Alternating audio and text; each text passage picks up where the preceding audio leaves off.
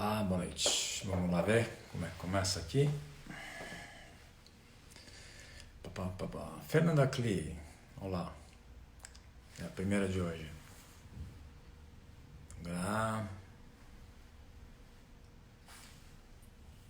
Helena. Opa, Léo. Ju Corsi, Gabi. Bom, por enquanto estou entre amigos. Total. Daqui a pouquinho começa a entrar outras pessoas que eu não conheço, mas por enquanto a maioria aqui é tudo de amigo. Olá, Luciano. Bernardo, Paola. Olá. Quando chegar um minutinho a gente começa a falar por lá. Hoje eu vou precisar de vocês, meus amigos. A cabeça está pululando de ideias e eu não sei exatamente por onde começar a falar.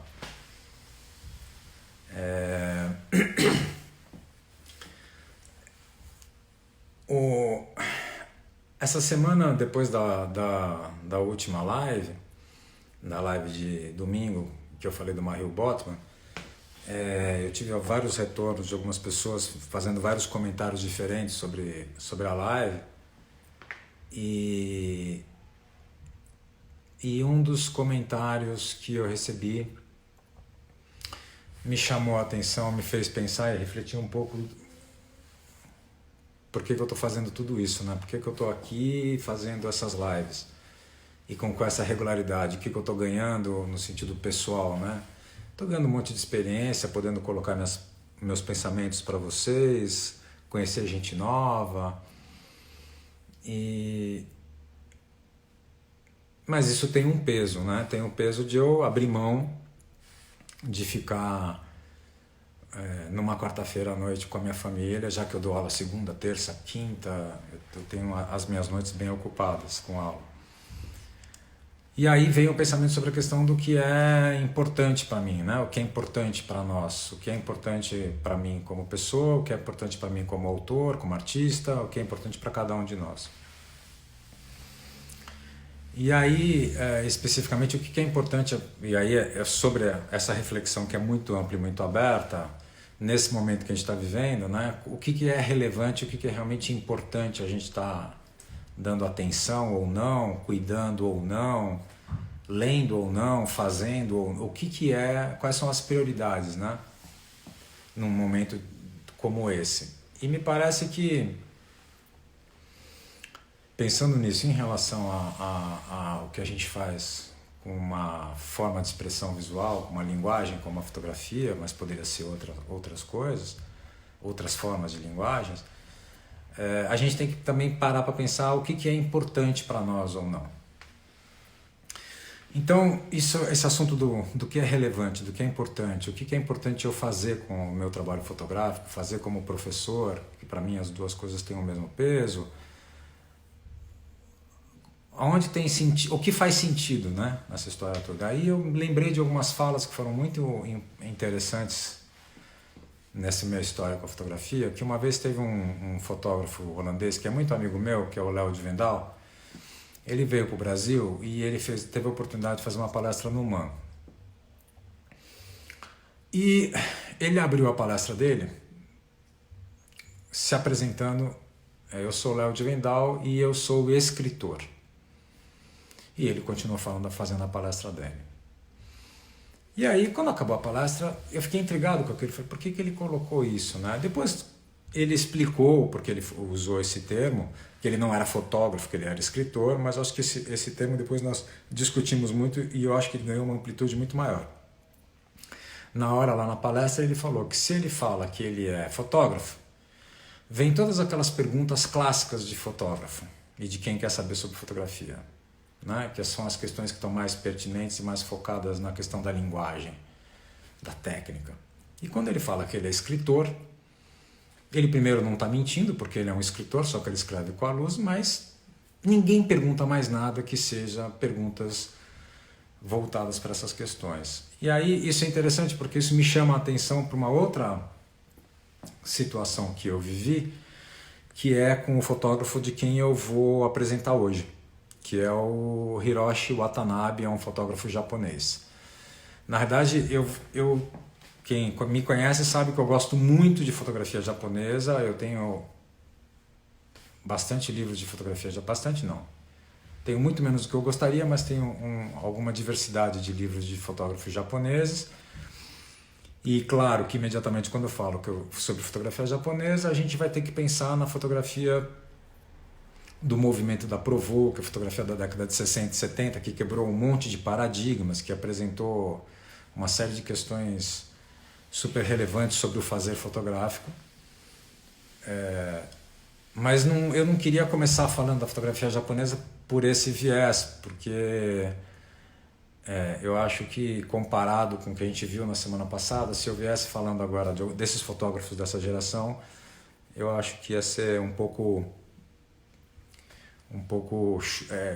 choque muito radical. Então eu resolvi colocar no meio um fotógrafo japonês, que é o Hiroshi Watanabe, que é um cara que eu conheci o ano passado, um fotógrafo que eu conheci o ano passado. Ele esteve no Brasil na época da SP Foto, fazendo uma exposição na Utópica Galeria, e por causa do meu relacionamento com o Pablo me convidou para que eu tentasse fazer alguma atividade com o Hiroshi, e aí eu convidei o Hiroshi para fazer uma palestra no MAN. E ele foi extremamente gentil, porque ele já ia fazer uma palestra na Japan House no dia anterior ao dia do MAN, e mesmo assim ele foi na Japan House, no MAN, fazer uma palestra também, né? E depois ele ainda fez uma palestra para os meus alunos fechado dentro da exposição dele. Então eu acabei criando uma relação com ele, e nessa palestra do MAN a gente conversou muito também. Eu tive a oportunidade de sair com ele para a gente conversar, e o que me chamou muito a atenção nele era o que a gente sempre entende e se depara quando fala da cultura japonesa. Uma pessoa extremamente discreta, uma pessoa extremamente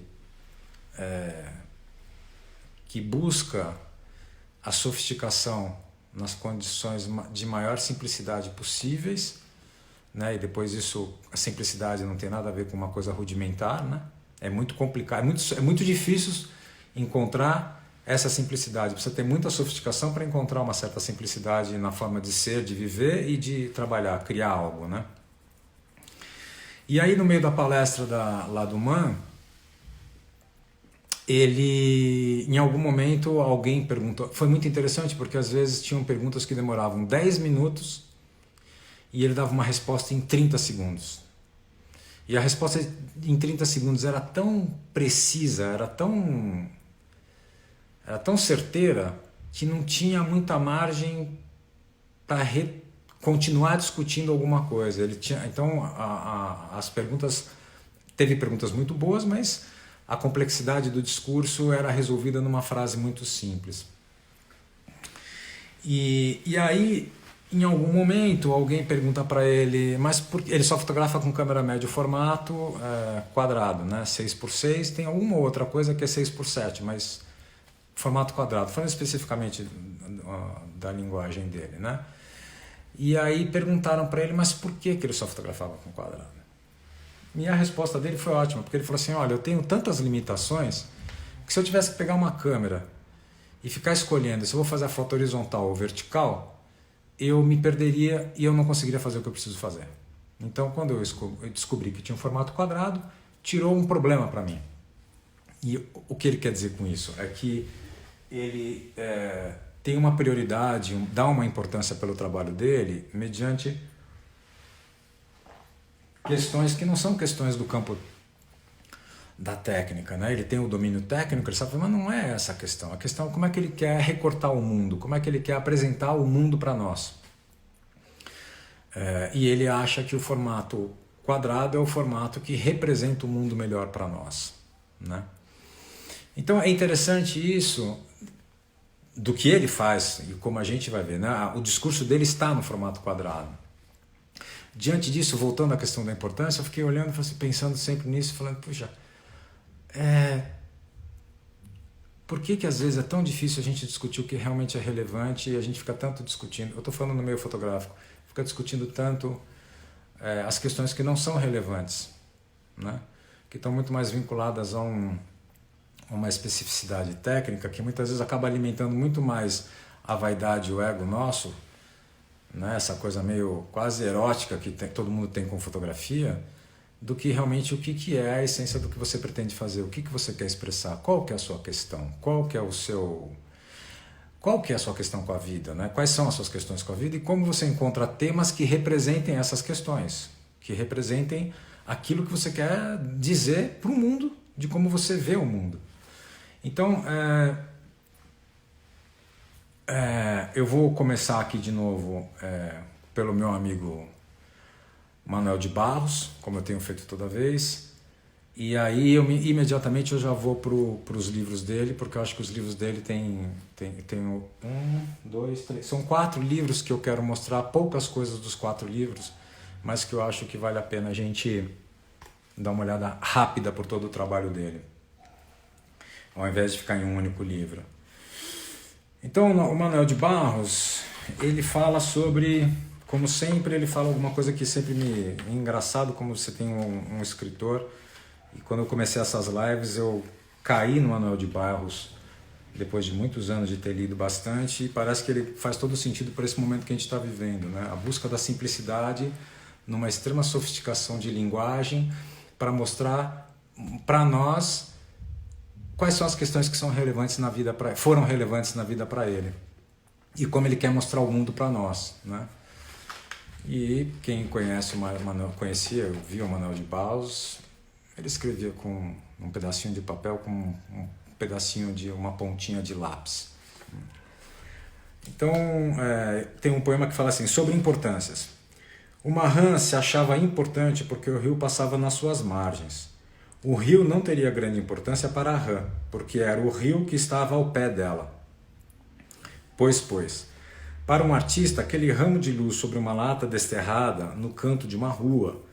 Talvez para um fotógrafo, aquele pingo de sol na lata seja mais importante do que o esplendor do sol nos oceanos. Pois, em Roma, o que mais me chamou a atenção foi um prédio que ficava em frente das pombas. O prédio era de estilo bizantino do século IX. Colosso. Mas eu achei as pombas mais importantes do que o prédio. Agora, hoje, eu vi um sabiá pousado na Cordilheira dos Andes. Achei o sabiá mais importante do que a Cordilheira dos Andes. O pessoal falou, seu olhar é distorcido. Eu, por certo, não saberei medir a importância das coisas. Alguém sabe? Eu só queria construir nadeiras para botar nas minhas palavras. E aí, então...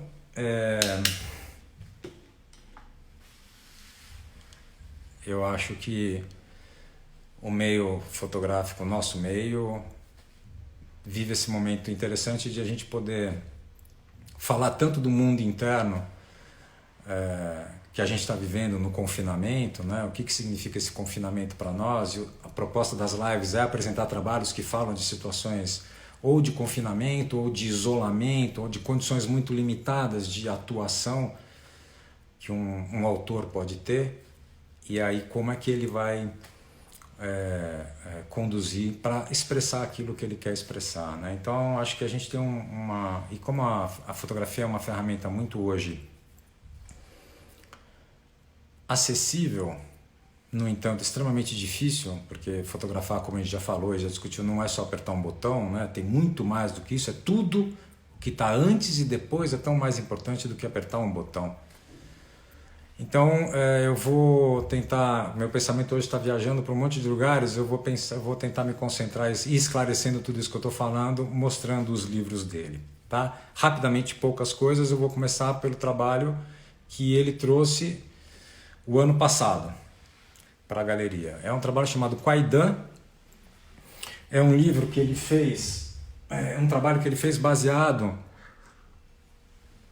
nos contos milenares de assombração que tem no Japão e que no final do século XIX foram traduzidos, foram escritos efetivamente, porque nunca tinham sido escritos, pelo Lafcadio Hearn. Essa história é longa, não vou entrar no mérito, o trabalho é totalmente encenado. Cada fotografia dessas é uma fotografia que representa o poema, o conto de um desses contos de assombração. Então a gente teria que ler o conto para ver a imagem, e a questão não é fazer esse exercício aqui, né?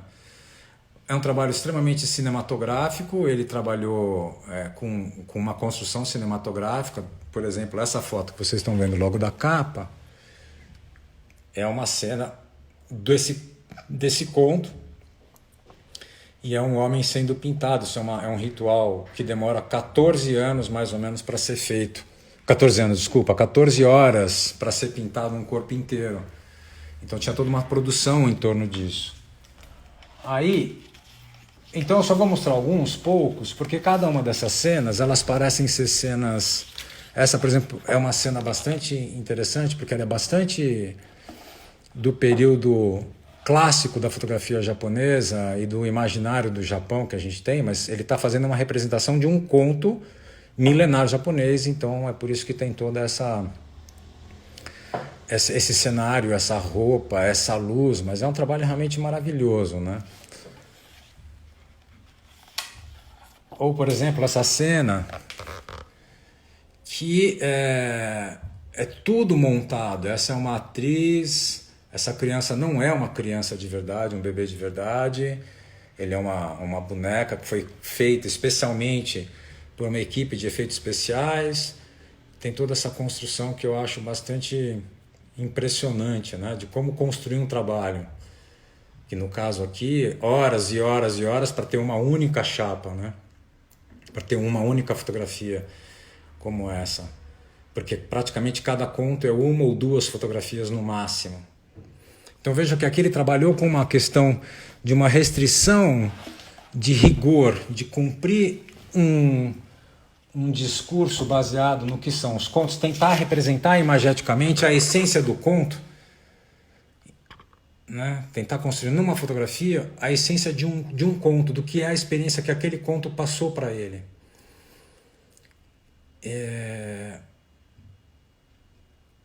Eu acho... O livro é maravilhoso, é muito extenso. Deixa eu ver se eu pego mais alguma só para vocês verem.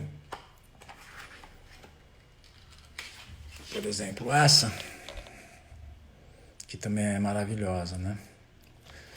Bom, então... Nas minhas conversas com ele, quando eu vi esse trabalho, a gente começou a conversar, ele me falou de outros trabalhos que ele tinha, e depois, como todo homem oriental de profunda delicadeza, ele fez uma coisa que eu fiquei muito surpreso. Ele, por eu ter saído com ele, ter apresentado ele, fazer uma palestra no Mano, só que ele me mandou de presente outros 3 livros dele. E eu achei de presente um dia chegando na minha casa, e eu fiquei tocado por causa da diversidade dos trabalhos, né? E da sofisticação. Esse trabalho, I See Angels Every Day, o título desse trabalho, a história desse trabalho é a seguinte: ele vai para o Equador e ele, sem querer, ele encontra um hospital psiquiátrico. E nesse hospital psiquiátrico ele tem a oportunidade de fotografar, e numa das vezes que ele estava fotografando, uma das pessoas internas ao hospital, que ficou acompanhando ele o tempo inteiro, querendo interagir com ele, chega no final do dia, pergunta para ele assim: você viu algum anjo hoje? E aí o Hiroshi falou para ele: não vi. E o cara fala para você: eu vejo anjos todo dia. Então esse trabalho é sobre esse hospital psiquiátrico, as pessoas e os lugares que ele pôde fotografar, né? Num espaço muito curto de tempo. De novo, é um trabalho aqui já de uma outra maneira, né? Um espaço de confinamento, um espaço de isolamento, de pouco acesso. Com 2 idas a esse lugar, ele fez esse trabalho. Aqui é uma enfermeira, que se a gente se aproxima, a gente vê o quanto essa enfermeira tem um caráter meio estranho. Aqui ao lado é o senhor que ficou andando com ele, o que via anjo todo dia. E esse livro é um livro já que tem uma narrativa, que é uma série de fotografias bastante mais elaborada no sentido da importância de cada uma das fotografias, né? E da sequência com que elas aparecem. Enquanto que no outro trabalho é uma foto por conto, aqui é um trabalho inteiro sobre essas figuras. Ele trabalha de uma maneira absolutamente simples, no sentido do tipo de composição, de enquadramento, uma fotografia quadrada, né, no sentido formato, a luz, frontalidade, mas a profundidade que ele obtém nos olhares, a profundidade que ele obtém numa expressão dessa mulher com esses grampos na cabeça, eu acho que ele tirou da frente os aparatos de complexidade que a fotografia pode apresentar para nós, para trazer uma essência que é bastante... Olha que senso, que fotografia... A gente sabe que o olhar de uma pessoa dessa tem uma educação visual em pintura absurdo, né? Ou esse aqui.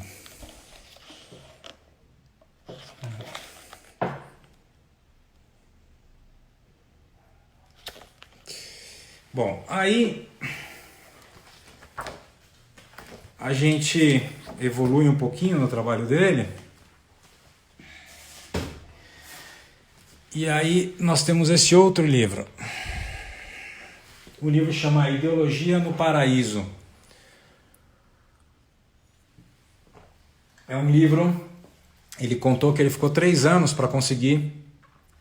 Ele se interessou em um certo momento da vida dele, assim como o hospital psiquiátrico no Equador era um lugar extremamente isolado, onde as pessoas vivem confinadas, ele queria entender o que era isso num país latino-americano. Ele ficou ele mora nos Estados Unidos, o Hiroshi. Ele foi para os Estados Unidos muito jovem, então ele é um fotógrafo japonês, mas que tem uma cultura ocidental muito forte no olhar dele.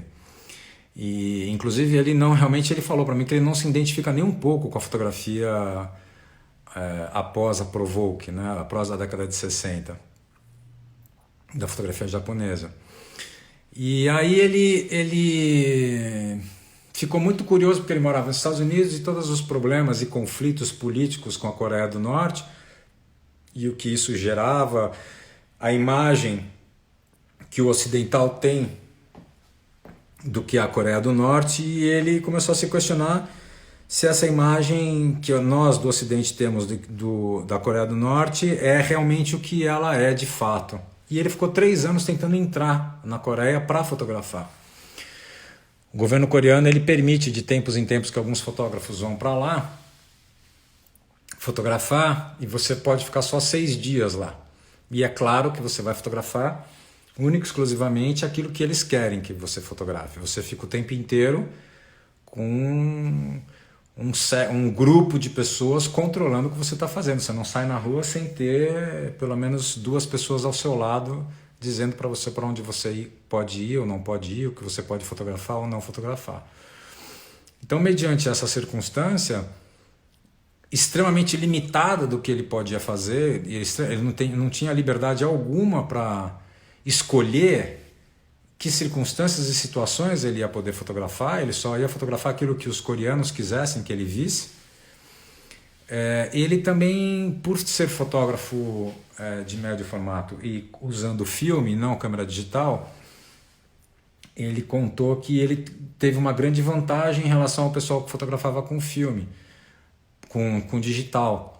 Porque no final do dia os cartões eram todos confiscados e eles eliminavam tudo aquilo que eles não achavam que merecia ser visto.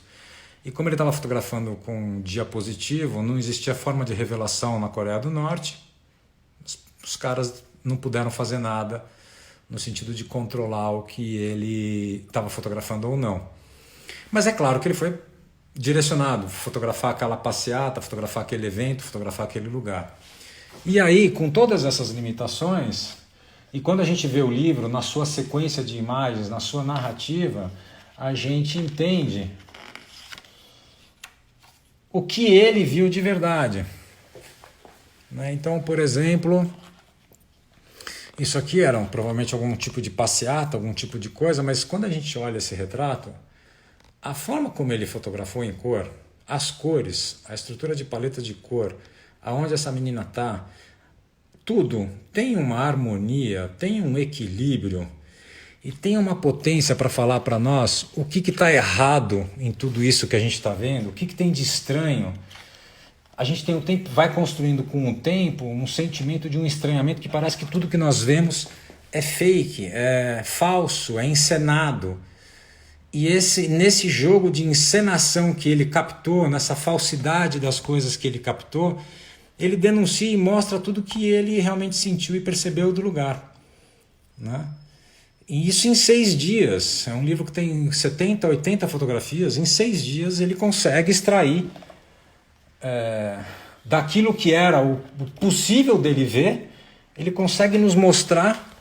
Olha que imagem, olha que retrato. Olha, não sei o que vocês estão achando aí, mas eu acho isso de uma beleza e de uma sofisticação e de uma simplicidade. É um quadro, é um formato quadrado, frontal, frontalidade absoluta, tudo dentro do clássico da fotografia, mas é absolutamente estonteante você ver o livro inteiro. Né? Então deixa eu pegar mais alguma coisinha aqui.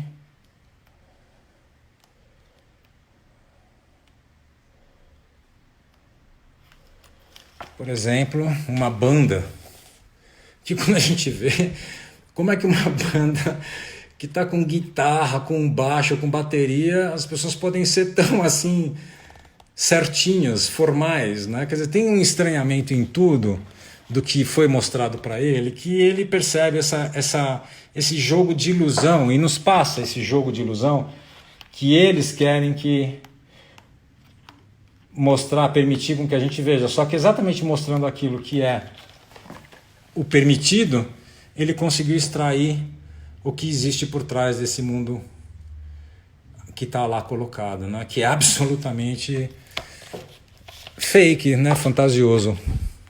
Ele foi para fotografar o que era para ser visto e ele trouxe para nós muito mais do que qualquer outro podia imaginar, né? Ele nos denuncia claramente o jogo de fantasia que é tudo isso, né? Que é esse lugar, o que esse pessoal vive, a realidade a gente não pode ver de fato.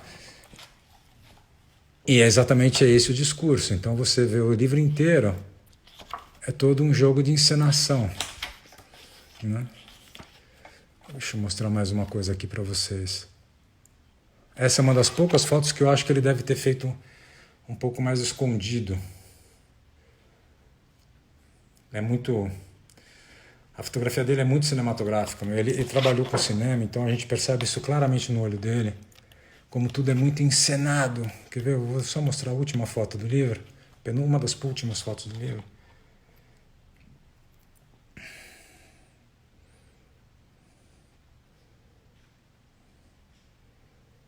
É genial o trabalho do cara. Realmente o cara é genial. Bom, e aí, o último livro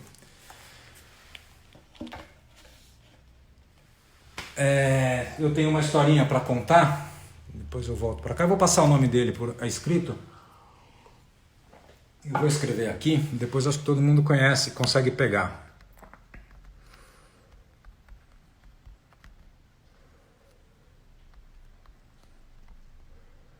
Pronto.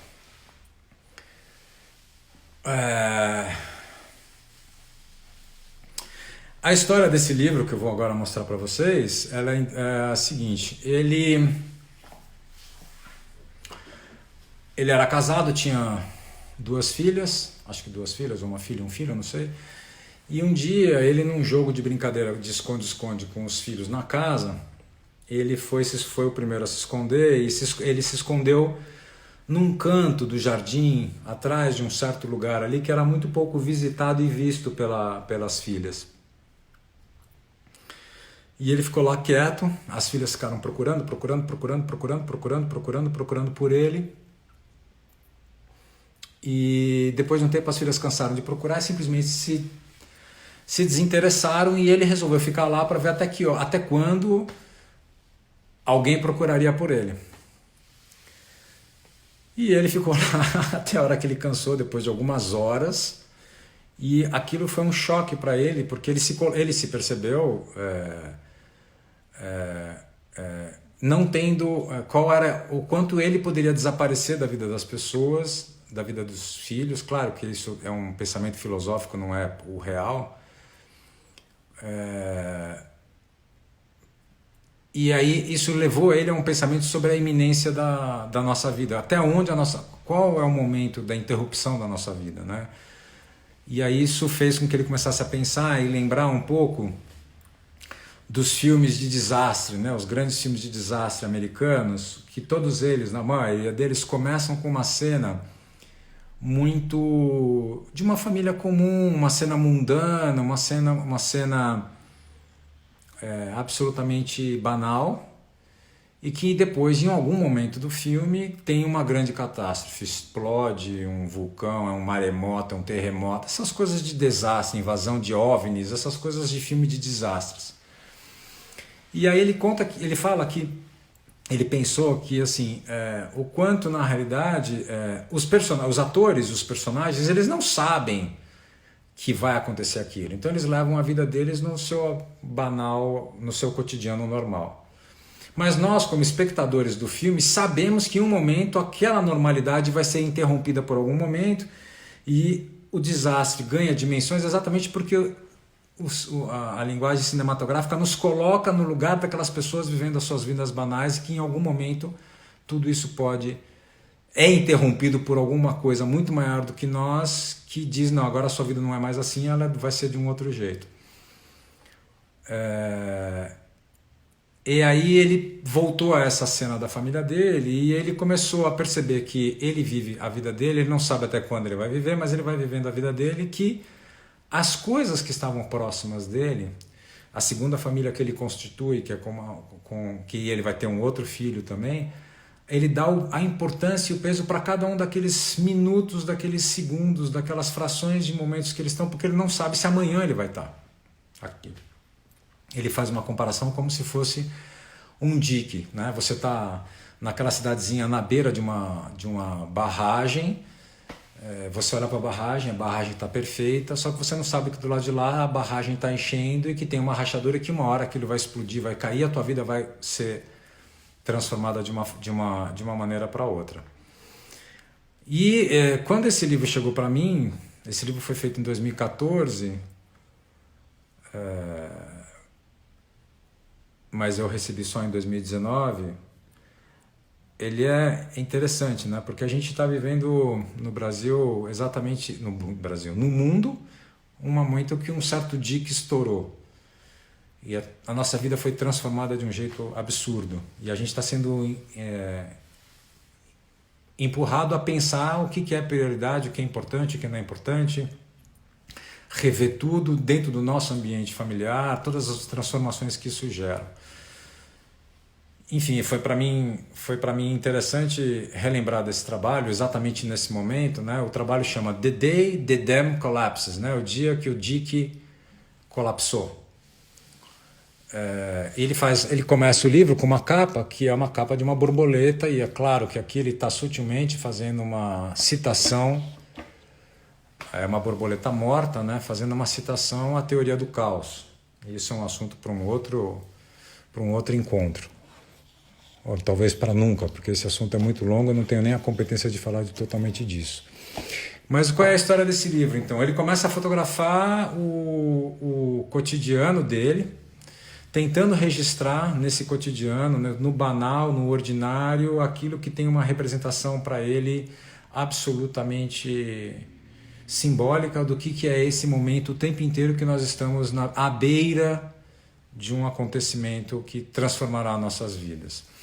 Esse livro é um livro, claro, eu não consigo mostrar tudo para vocês, ele é um livro que tem uma narrativa muito rigorosa, muito bem estabelecida, que tem um ritmo muito estabelecido no livro, que você tem uma coisa meio sincopada, que você tem 2 páginas com fotos de página dupla, uma virada de página que você tem 2 fotos, só que elas estão deslocadas nas diagonais da página. Vocês vão ver, eu vou poder mostrar isso para você. E esse processo vai se repetindo, isso vai se repetindo, se repetindo, se repetindo. E nessa repetição, ele vai gerando em nós essa sensação de que nós estamos vendo realmente alguma coisa, alguma representação dessa experiência de que o que está ali não era para estar exatamente daquele jeito, né? Eu vou pegar uma sequência, que é essa sequência, eu vou começar aleatoriamente aqui do meio do livro, né? Que essa sequência são 2 fotografias, que tem essa fotografia aqui do lado direito, não sei se vocês conseguem ver bem, ó, talvez eu virando um pouquinho aqui, hoje está um pouquinho mais... E essa fotografia, ó, eu vou colocar mais para cima dos comentários. Essa fotografia é de um pintinho, um cenário, não sei o que é isso. E essa aqui do lado é a cabeça de alguém encostada num vidro. Né? Aí quando você vira a página, nós temos essa pomba morta, que se você começar a olhar, você começa até a ver outras coisas nessa pomba morta. E as flores aqui, os frutos num período de inverno, que é totalmente incoerente, né?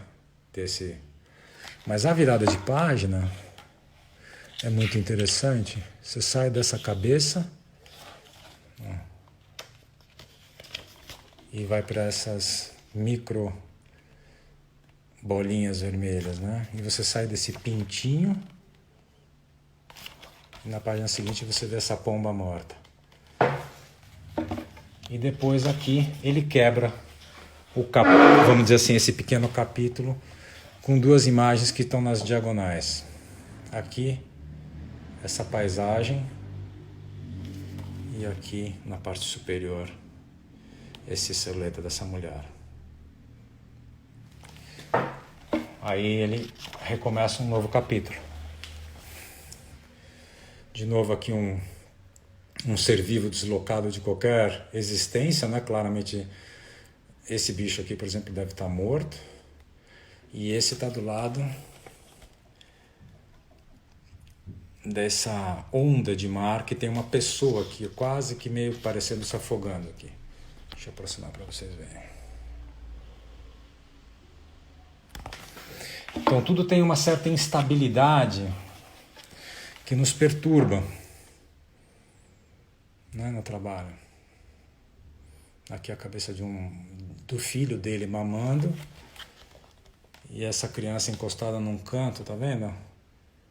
Num canto de uma cama, e tem um mal-estar nessa criança nesse canto, e é uma cena que provavelmente ele ou a mulher tiveram que sair por algum motivo de emergência, colocar a criança bem num cantinho que ela não consegue girar, rolar e cair antes que eles voltem, né? Quer dizer, tem uma zona, um momento crítico aí.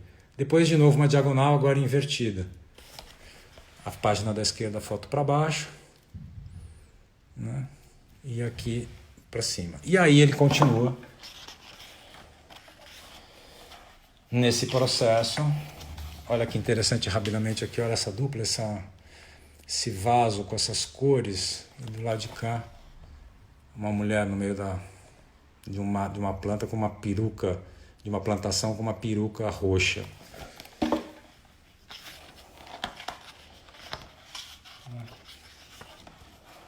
Ou aqui, essa criança que está aqui quase que parecendo que se afogar, mas não é uma criança, é uma boneca, eu não consigo dizer exatamente o que é, do lado dessa árvore seca gigante aqui.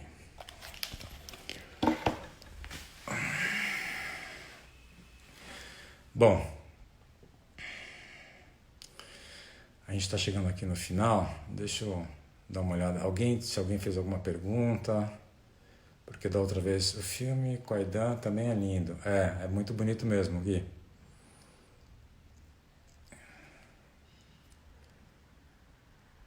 Deixa eu ver, acho que não tem nenhuma pergunta aqui que eu deixei escapar, não. Não, acho que não. Bom, Então, na realidade, quando a gente pensa nessas questões, isso num filme, mas é mesmo, ele tem essa leitura. Adorei a da peruca é ótima. Esse livro é muito bom. Tânia, perdi o começo, são todos do mesmo fotógrafo? Sim, são todos do mesmo fotógrafo. Esse livro, na verdade, todos os livros dele são sensacionais. Ele é um fotógrafo que vida e morte, é o tempo inteiro o jogo dele é o tempo inteiro esse, né? Ele trabalhar nos limites, chama Hiroshi Watanabe, vou escrever aqui de novo, ó, Hiroshi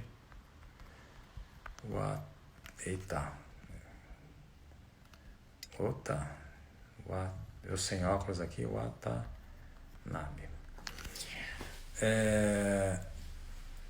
Todos os livros, isso, obrigado, Watanabe, não Watababe.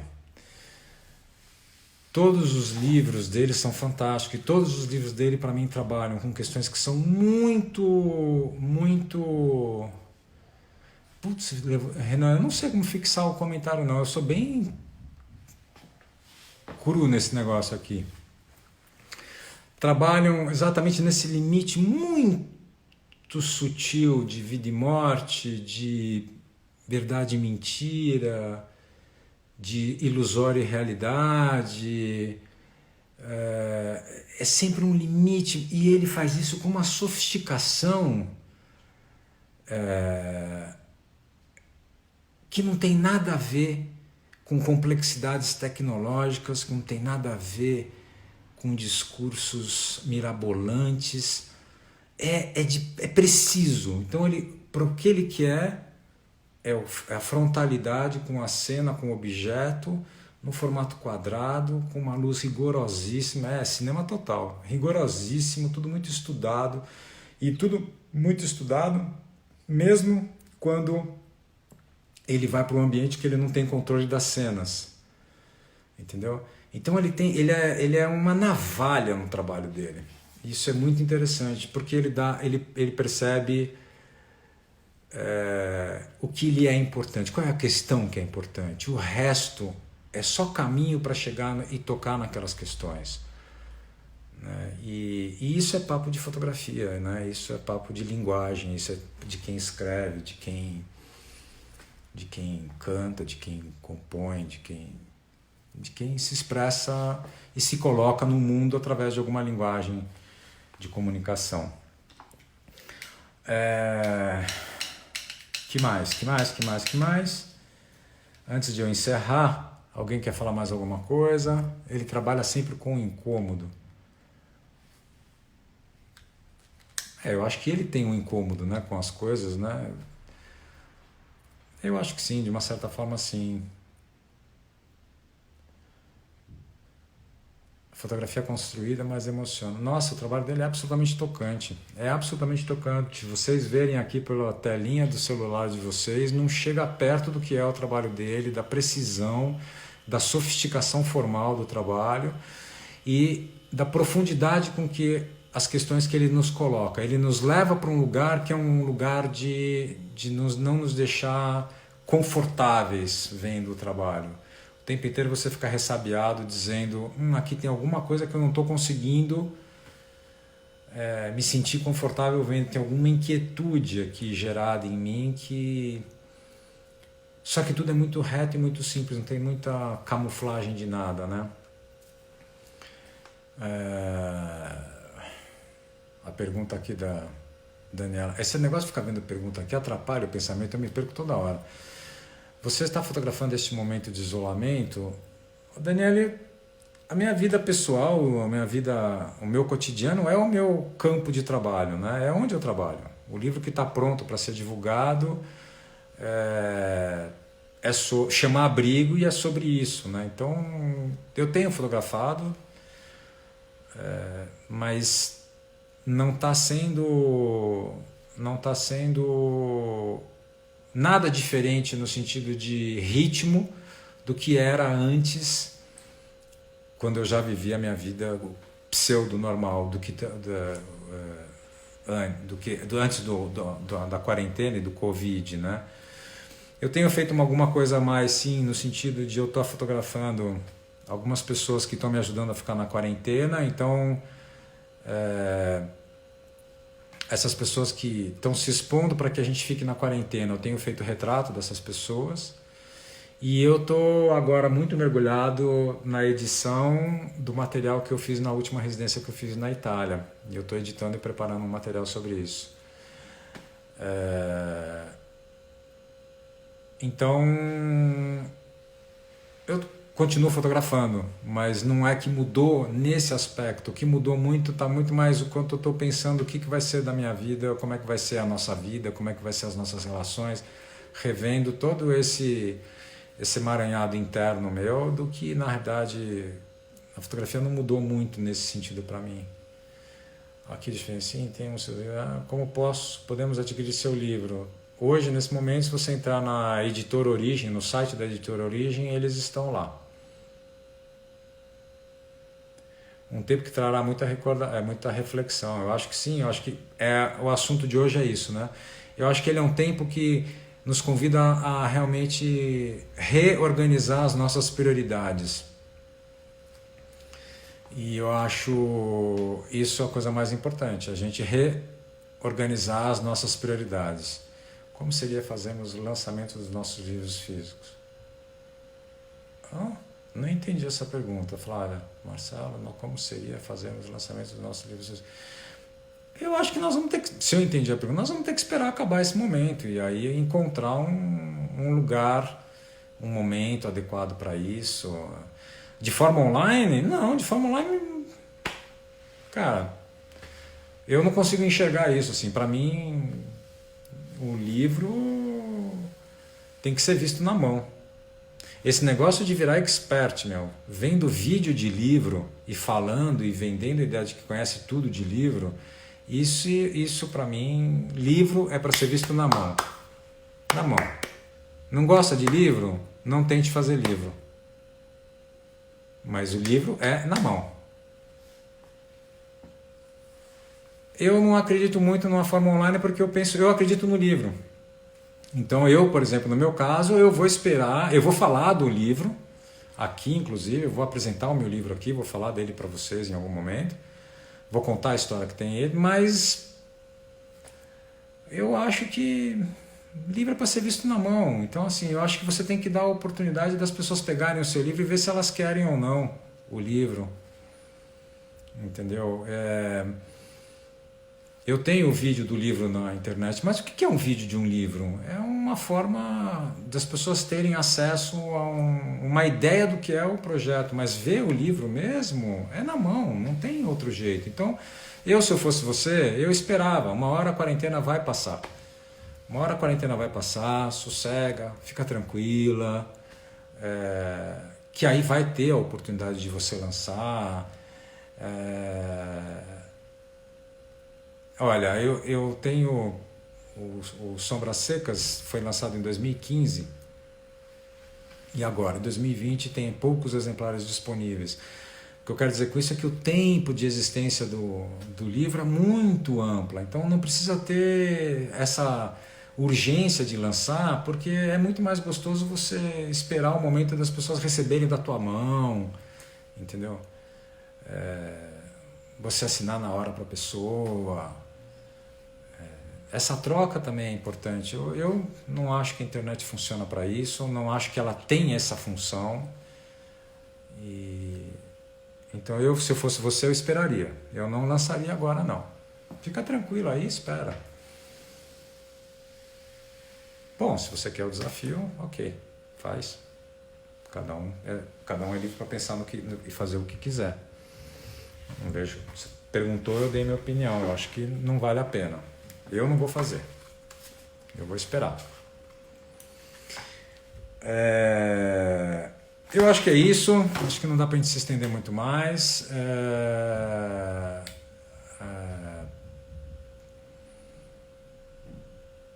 Como é que é? Só para encerrar aqui, Flávia, ainda mais pelo tema do que é da minha janela. Fotografo isso há 10 anos, em um momento de quarentena é interessante. Mas espera. vai ser muito mais interessante depois que passar a quarentena. O trabalho ganha uma outra dimensão depois que passar a quarentena. Se você está 10 anos fazendo isso, não tem o porquê sair correndo. Não vai aplacar, não é uma questão de esse bonde vai ficar durante muito tempo aí. Então esse bonde nós não vamos nos livrar tão rápido assim que acabar a quarentena. Bom, gente, muito obrigado. Desculpa se hoje o meu pensamento foi meio prolixo, mas eu acho que deu para ajudar um pouquinho, né? Ver alguma coisinha e ocupar o tempo de todo mundo. Então, obrigado. No